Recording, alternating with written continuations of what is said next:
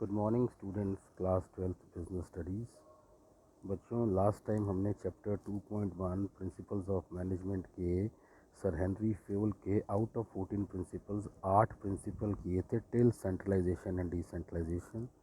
आज हम 9th principal से स्टार्ट करेंगे, will that is scalar chain. Scalar chain के अंदर सबसे पहले आप इस लेटर को देखिए और मेरी लेमैन लैंग्वेज में सुनिए ये क्या है।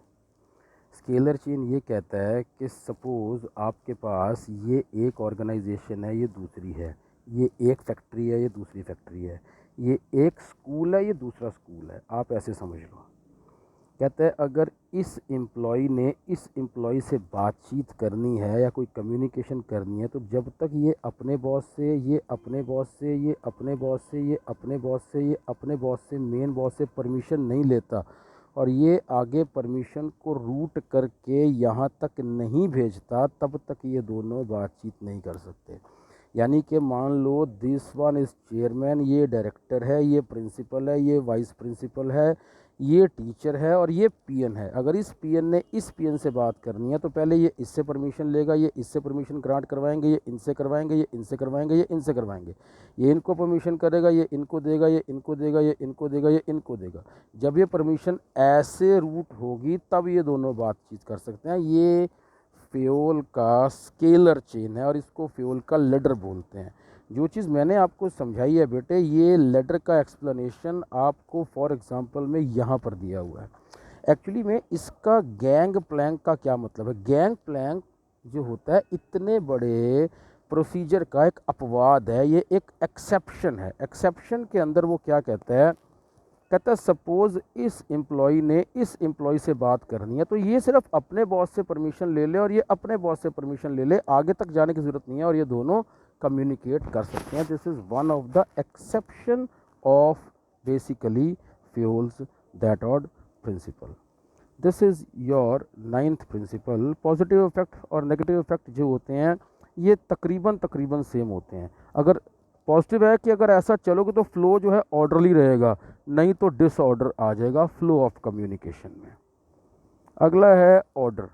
ऑर्डर कहते हैं दो तरह के ऑर्डर होते हैं, एक होता है मटेरियल ऑर्डर, एक होता है सोशल ऑर्डर।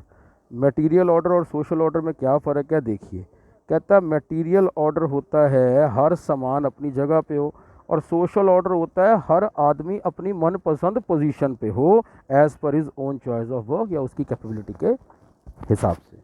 इसे कहते हैं ऑर्डर। अगर सब चीज़ ऑर्डर के हिसाब से होएगी तो फ्रूटफुल रिजल्ट आएगा। यही इसके पॉजिटिव और नेगेटिव डिसिप्लिन हैं।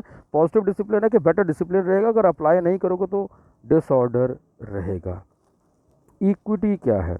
According to this principle the manager treat their subordinate as fairly as possible so that they develop a feeling of dedication of their work। fairly का एक ही मतलब होता है बेटे, fairly का मतलब होता है impartial behavior।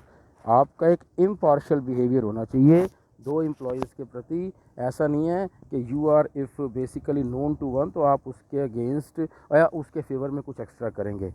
ये एग्जांपल आपको वेरी मच क्लियर यहाँ दिया हुआ है। और पॉजिटिव क्या है? अगर इक्विटी है तो एम्प्लॉय सेटिस्फाइड रहेंगे, वरना डिससेटिस्फैक्शन क्रिएट हो जाएगा। Stability of personnel. Stability of personnel में कहता है there should be a stability of tenure. यार टेन्योर का मतलब एक तरह से आप बहुत लंबी अवधि समझो, अप्रॉक्सीमेटली 10 ईयर समझो। ये क्या कहता है? कहता है जिस भी एम्प्लॉय को आप रखते हो ना उसको एक लंबी अवधि के लिए रखो। ऐसा ना हो कि आज रखा 6 महीने में निकाल दिया, फिर रखा 7 महीने में निकाल दिया, फिर रखा 18 महीने में निकाल दिया। इस तरह से उस पर्टिकुलर सीट की कॉस्ट बढ़ जाती है, आउटपुट घट जाती है। अगर आप लंबे टाइम के लिए किसी एम्प्लॉय को रखेंगे तो increase in confidence of the employees रहेगा, वरना डिसबिलीफ यानी कि अविश्वास की परिस्थिति पैदा हो जाएगी एम्प्लॉयज़ के अंदर। फिर वो कहता है initiative. According to this principle employees in the organisation must be given an opportunity in making and executing the plan.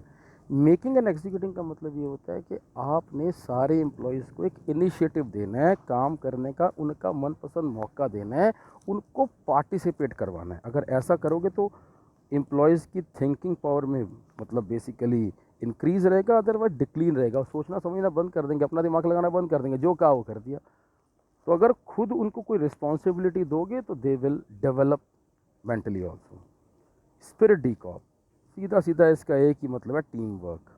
As per this 14th principle, as per principle, a manager should be continuously making efforts to maintain a team spirit. अगर team spirit रहेगी यार, अकेला नहीं, you have to take entire team together.